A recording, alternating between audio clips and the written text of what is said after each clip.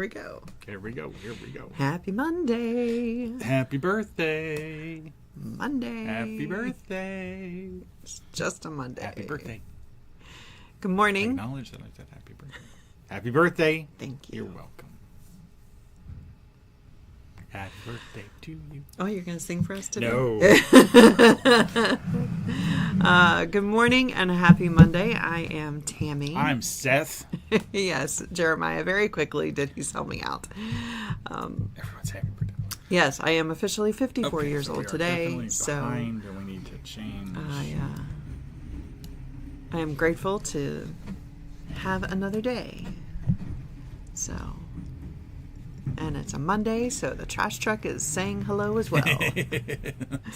But yeah, it is Monday, July 28th. Happy birthday to you. 2025. Sorry. I hear July 28th and I think happy birthday.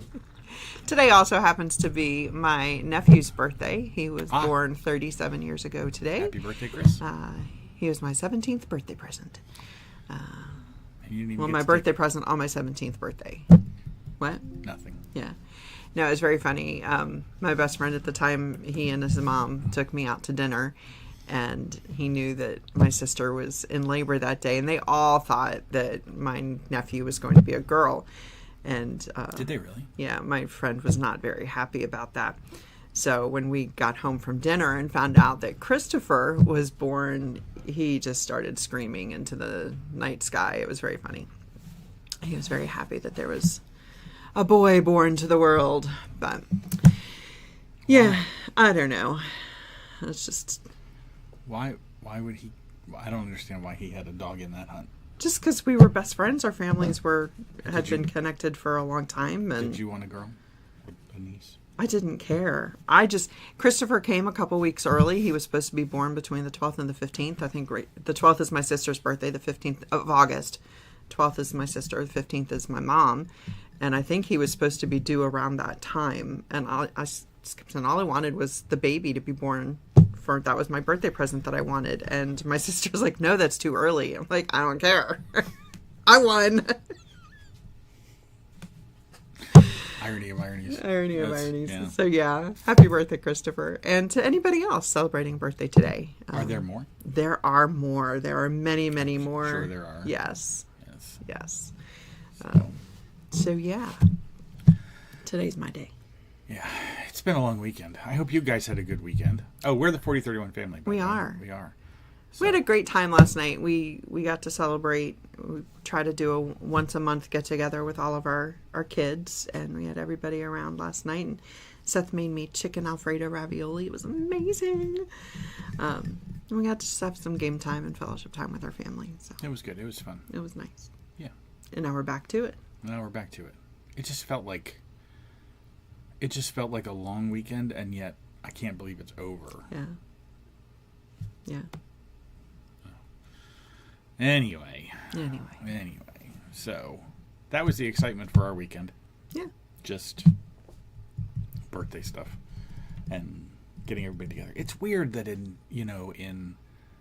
the course of a year, we go from everybody living here. We had 11.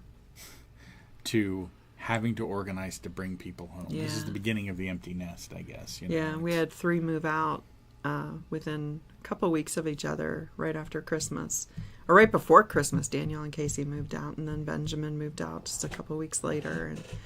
And it's been good. I mean, that's what you want for your kids, right? Yeah, I mean, we are so proud of all of our children, and there's just a different kind of...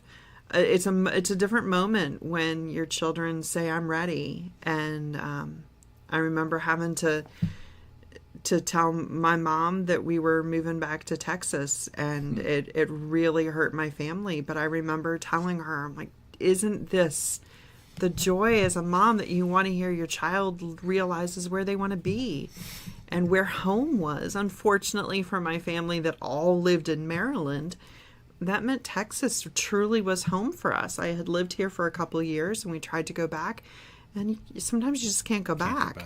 And I realized then that my home was here, and to me that was a gift. That happened to be Mother's Day, and I told Seth that's the gift I want for Mother's Day, is to take me home. And that was here. And I think, I'm so proud for Daniel, Casey, and Benjamin to have realized I'm ready. And that they've got the wings to fly. And that's what we want for them. We miss them not being in the house all the time. But weird. I'm proud for them. Yeah. I'm happy for them. It's just weird to be, like, now we have to plan get-togethers to see kids. So, yeah. I don't know. It's going to get weirder, I guess. Yeah. Once they stop wanting to see us. Who would ever want that? No, so we're happy to have had a great weekend with our kids, Scott and we Levine's. hope Scott says happy birthday. Scott Levine's here? Yeah. Oh, good morning, sir. Thank you. Good try yesterday at choir, by the way. Real good try. What did he do? He tried to get Lee to sing happy birthday. Yeah. But it's crazy. I mean, we talked in choir. Scott's birthday was just a couple weeks ago, and Emrys's birthday was a couple weeks ago for him. Pat Manier is celebrating on the 31st. I mean, there's so many birthdays, and July seems really, really... Susanna just had her birthday the other day. I mean, it's crazy. It's crazy. Just lots of quick times. Our family birthdays aren't typically in the summer. Like, there are a couple months where we don't have to share celebrations. And we have like one in July and one in August. Yeah. And that's it. Yeah. And then 2 in November, 2 in December, 2 in April. And then you start adding in anniversaries into the mix of it. It's fun. It's fun. Yeah. That's what we get for having a big family and lots of celebrations. Right. All right. I'm good with it. All right, so we're going to go ahead and get started into our day, and we're going to do a devotion from the Institute for Creation Research. So if you go to www.icr.org/DOP, if you've tuned in a lot, you've heard this a lot. What was that? I'm working on it. If you go to icr.org/DOP and sign up for the subscription for the Days of Praise, you will receive a quarterly in the mail. You won't get this one anymore because we're halfway through the quarter, but you will get that one the next quarter for September, October, November. But you can always also get it in your email so that you've got a digital copy and you can just read that email, or you can go to the website and have it read to you in about a 3-minute span. Vicki will introduce it and then Dave will read it. You don't get all the color commentary that Seth and I do, which may or may not be good, depends on the moment. Sometimes I fill it with tears, sometimes I don't. It really depends on the day. I've taken medicine to hopefully not make that happen today. Okay. I don't like birthdays.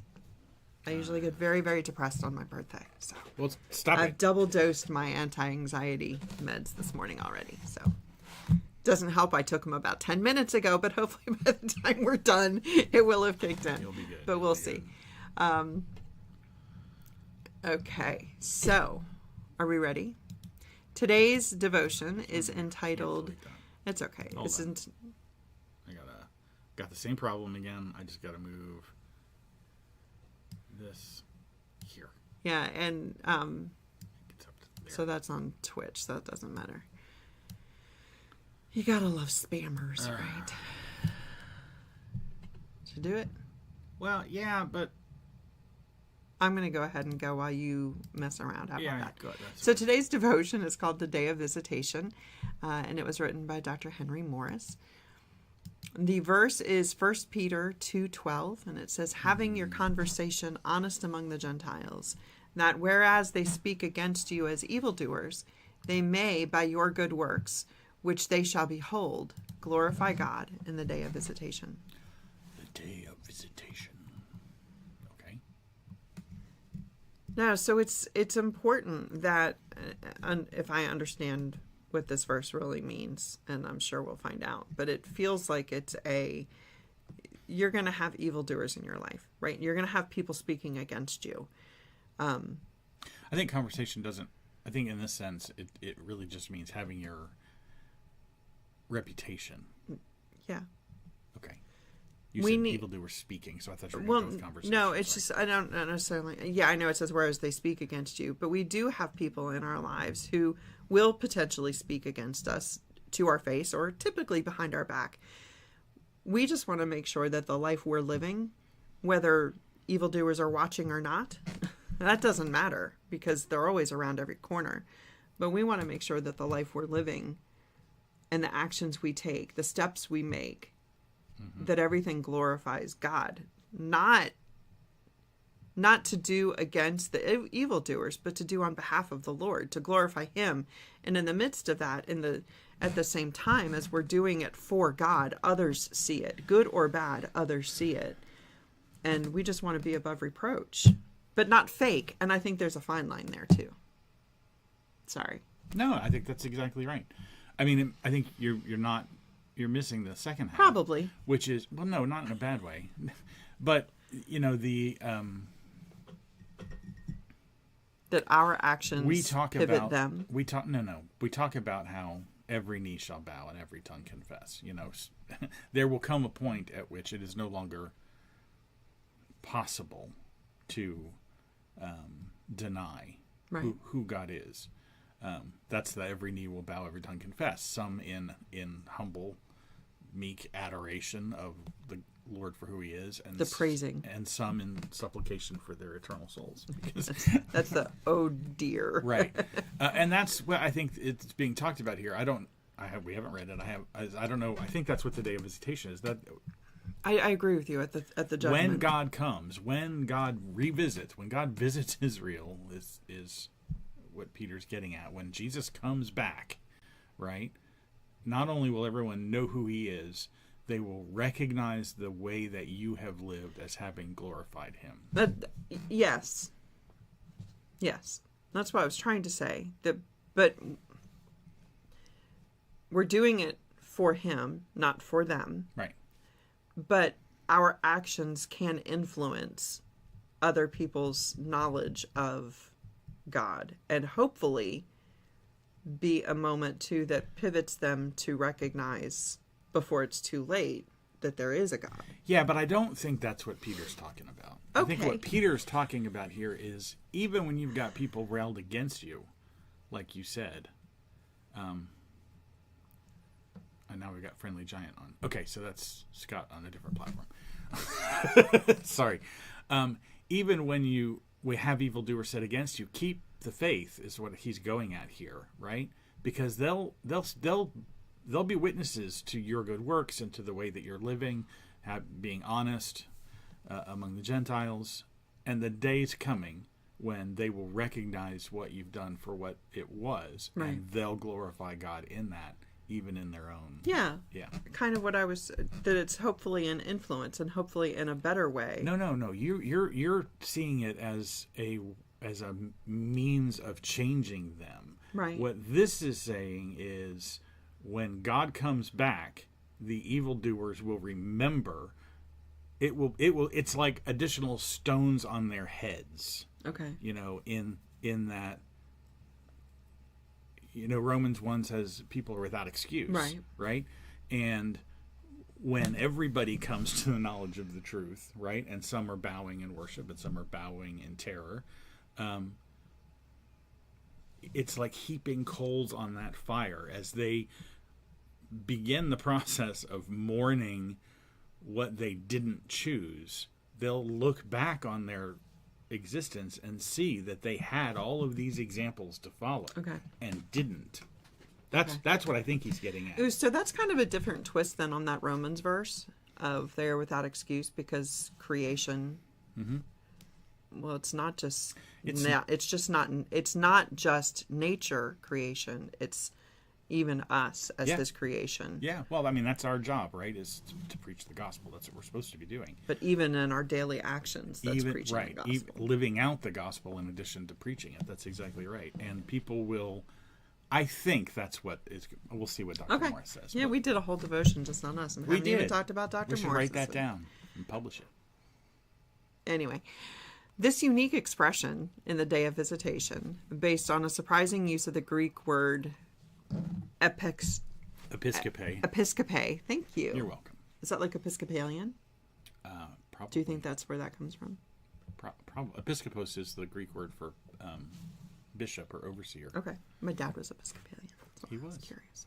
Okay, so that word occurs one other time in such a way when Christ wept over Jerusalem and pronounced its coming judgment.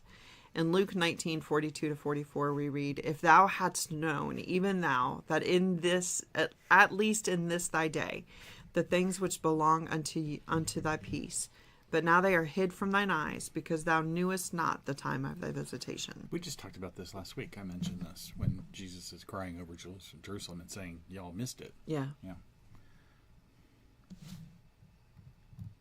Yeah, I don't want to miss it. Like, there's always that fear of missing out, right? But this is one of those moments that you can't afford to, sorry, that door's closed. You know, you don't want to be in that position of, we don't always have tomorrow. We don't always have another moment to make these decisions. We can't always put things off. Some things we can, some things we shouldn't, some things we do. But this is one of those things that we don't know when he's coming back. We do not. And suddenly he will be, and it'll be too late. Yeah, exactly right. Excuse me. Now, this word episcope and its derivatives are usually translated as bishop. Thank you, sir. Office of a bishop or bishopric. The bishopric, yeah. Okay. And it seems strange at first that it could also mean visitation. However, its basic meaning is overseer or oversight, and the Lord Jesus Christ himself is really the shepherd and bishop of our souls. That's from 1 Peter 2:25, that phrase, as well as that of nations, and indeed every aspect of every life. As a bishop or pastor, a shepherd is responsible for the oversight of his local church or flock, so Christ is that great shepherd of the sheep, the true bishop of our souls, the overseer of all people in every age. Mm-hmm. In his great plan of the ages, the Jews and then the Gentiles each have been entrusted with a time of visitation or oversight of God's witness to the world. Sadly, Jerusalem knewest not the time of her visitation, again from Luke 19. And as for Judas, the Lord had to say, his bishopric let another take, Acts 1:20. I don't know what that means. His bishopric let another take. So the bishopric is like the office, if you will, of an overseer of the flock. A pastor is another. It's a different kind of word, and the bishopric is like the pastorship, okay, or the past. Yeah. So when he died, the Lord had to say, "Let another take his bishopric." Just reorder the sentence. It makes a little bit more sense putting it, "His bishopric let another take." That's probably closer to the word order in Greek, but and it works in English, but it's confusing. It's clunky. Yeah. So in other words, Judas is gone. We got to fill that position. Fill the position of the disciple. Yeah, the overseer of the flock there. Dr. Morris concludes, now in God's providence, it is the time of Gentile oversight, and it is eternally important that we who know his salvation today glorify God by our good works, with our conversation or our lifestyle, honest among the Gentiles in our own day of visitation. And I think that's what's so key, is that we're living it out, but we really need this. This is a pet peeve of mine. We were talking about pet peeves beforehand. Before we went live. Yeah. Yes. It's hard. I don't remember who I was talking to recently. I think it might have been Holly. About, I'll speak for myself in this. I put on a face on Sunday mornings. Like, I guess I was talking to her about being exhausted on Sunday afternoons. I'm weary on Sundays. One, I'm up a lot earlier on a Sunday morning than I am during the rest of the week. But two, I think being part of leadership for you and therefore a leader's wife, but then also being part of a music ministry for over 20 years. We're up earlier. Our day starts earlier at church service because we're there for band practice and choir practice. And, you know, we used to have a church that had an 8:30 service, which meant band practice was at 7, which meant getting us and 5 kids ready, 5 kids under 10. You know, it was early. Those were really, really early mornings. So I was always exhausted. But in order to do that, you had to make sure you were up, if that makes sense. When you're leading worship in any kind of way from the stage, in terms of a music ministry, or of course the preachers, you have to be on. And sometimes that can just be exhausting. So it's difficult to walk the line between being a fake Christian, and we don't while we're on in a different way on Sundays. I hope that never comes across as fake. I guess is what I'm trying to get to. Yeah, no, It used to be before we were doing devotions, because I'm an at-home mom and, again, have been blessed to be so for 27 years. I usually didn't wear makeup during the week. It was like Sundays were literally the day I would put my face on, because the rest of the week I was, feeding children and changing diapers and, just hair in a ponytail, jeans and a t-shirt. Sundays were always a different thing. You present yourself differently. But it's dangerous. It's a dangerous line to put a face on and putting a mask on. Mm-hmm. You don't want it to be a mask. You still want your true self to be seen through that. Yeah. But there's a fine line between a fake walk and a legitimate walk with the Lord. Mm-hmm. And you want to make sure that the way we present ourselves to public, to the outside world, is one that's genuine. Because God sees through it. God sees through the fake worship. Mm-hmm. Yeah. Yeah. Yes, Jeremiah, thank you. There are no more diapers. Yeah, we're done with that. We are, until grandchildren come along. Right. That's not happened yet. But no, it's just a dangerous line. You want to make sure that the walk we walk is glorifying to God, but still true to who we are, every day, all the time. Thanks, Jay. But our walk is evidence to other people. Mm-hmm. We are part of that creation that people are aware of. There is something different out there. Yeah. Yeah. I talked a lot today. I'm sorry. No, what do you have to say to correct what I did? You didn't say anything incorrect, I don't think. I'm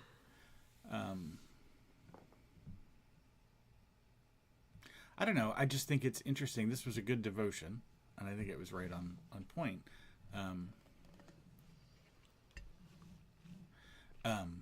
Scott was going to agree with you about grands. One day. Am I off base? No. It has nothing to do with you. I'm just. It's my birthday. Doesn't everything have to do about me today? Yes, love. You're right. You're absolutely right. No, I was just thinking the thrust of the verse. He honed in on the day of visitation. Glorify God in the day of visitation, and I felt like, I don't know, I've always taken that differently, like we talked about before, and he didn't really talk about the aspect of it that I talked about. But that's all. And I'm kind of. It's just, it's like, oh, look, here's a verse. The day of visitation have been when Jesus comes back. Yeah, here's a verse that uses this phrase. Let's look at the phrase. It's a totally valid way to go. An episcope, what does that mean? And it's bishop, it's overseer. Why would it be used for visitation? It's really oversight. I get it. It's just a little bit, I don't know. I guess what I'm saying is this one feels a little more academic than devotional to me. Yeah, and I guess I didn't talk really at all about what he said. I cued into what I was reading. Right, not exactly. What he was saying. I think you and I are both looking at this more from a devotional aspect, and this is a little bit more, like I said, it's more educational. It's more academic. It's more, let's do a word study on episcopate, which, again, totally valid. It's that verse is one verse that, I think has a lot of meat to it, and this picture of keep doing what you're doing. God is not mocked, and the days are going to come when everyone who does mock will realize whom they have mocked, right, and see see how those who were followers of him honored him, even in their mocking. Mm-hmm. Anyway, I don't know. It's just a different take. That's all. Yeah. So, but it was good. Yeah. I don't know. You don't know? I don't know. You don't know. We don't know. It's hard when I suddenly start going on a rant and No, then realize it's not at all what was in the book. And I feel like what we're supposed to be talking about is what's in the book. No, what we're supposed to be doing is talking about this. And if it spurs a thought in us to go someplace else, that's totally legitimate. And see, this word dive doesn't mean as much to me as the idea of making sure we're walking a genuine, true walk. And that's my point. That seems more like what you would do in a devotional. It's not always easy to be honest. Yeah. Yeah. Got to be raw. What's he say? Scott says, I think when you're aware of not being fake, you sometimes can pick out those who are struggling to be themselves and genuine. So self-awareness is good. Yeah. Yeah. I mean, fortunately, the churches we've been part of, including our current one, I don't really see anyone that's walking a fake walk. I don't see anyone that's putting on God, to be included. I feel like everyone that the churches we've been part of have usually been filled with pretty genuine people. We've been pretty lucky with that. Yeah. Yeah. But even those who may not be walking a walk, at least they're in church. Right. It's not up to us to judge people's individual state of salvation. All we can do is, I don't want to use the word judge again, but all we can do is judge them by their actions, mm-hmm. right? And their conversation, if you will, from our verse, and encourage where people are struggling and support where people are excelling. So, and just bear one another's burdens, right? That's the thing. So, anyway, that was good. It's also important to remember, even on Sunday mornings when you just don't feel like being up, again, be at church, because you don't know how God's going to work that service for you. There are times where I've just been, I feel defeated, I feel down, I feel beaten up, and I've had moments, and I know I'm not alone in this feeling. Surely. I've had moments where I'm like, the last place I want to be is in church, because it's hard sometimes.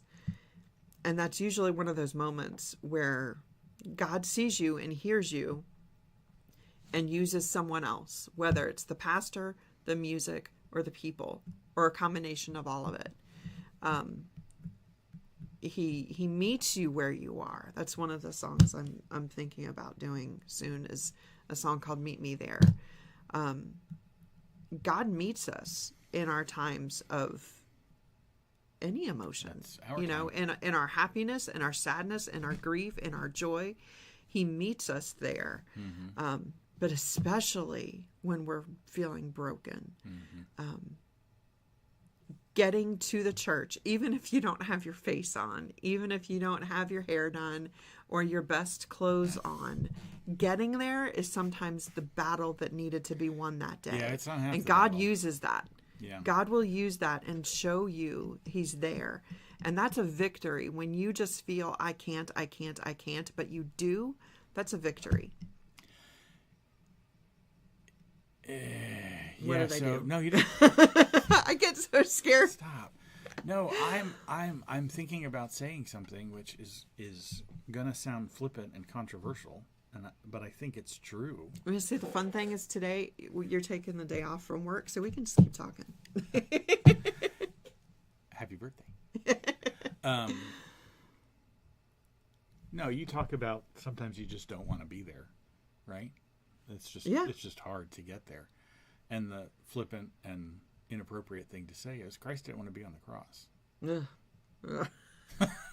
We know that because He said so in the garden the night before. Yeah. Lord, take this from me. So who are we to prioritize what we want? Thanks, babe. But that's really true, obviously. I mean, it's a... Yeah. Yeah, I mean, perspective is everything, right? I mean, when things seem really, really hard, that's when you look at the cross and you go, it's just not that hard. Yeah.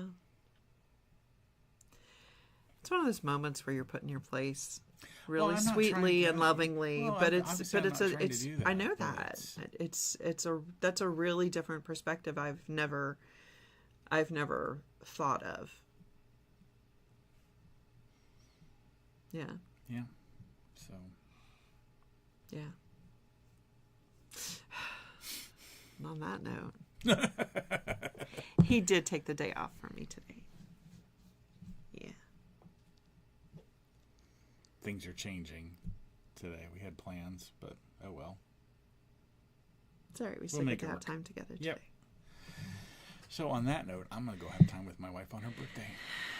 Yeah, I think we had to go to get vaccinations for our dog. Right. Sorry, Hirsch. Yeah, that'll be fun. Anyway, please like the video, share the video, like the channel, subscribe to the channel, follow the channel, check out the other channels and follow us there if you could. It would help us. Oh, and later this week, we hope to be doing an unboxing. We got notification today that our books have shipped to us. These are the books that we're taking to set up our display at our convention in a couple weeks at our product expo. 2 weeks today we open.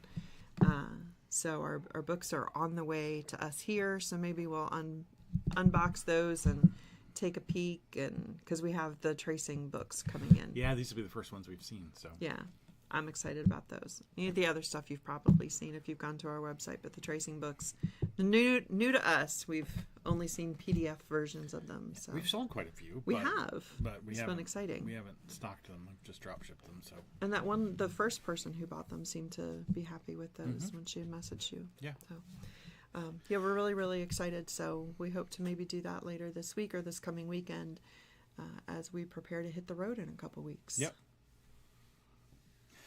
So, for the 4031 family, I'm Seth. I'm Tammy. Don't forget, he's God. We are not. Have a great day. Yeah, we'll see you tomorrow morning around 9:30. Bye.